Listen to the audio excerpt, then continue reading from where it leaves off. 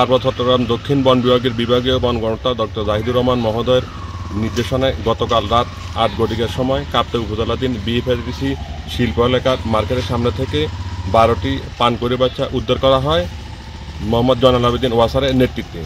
15/6/2024 তারিখ Sheikh Rasel aviary park Chittagong দক্ষিণ বন বিভাগের ভারপ্রাপ্ত কর্মকর্তাকে উক্ত পানকৌড়িগুলো হস্তান্তর করা হয়।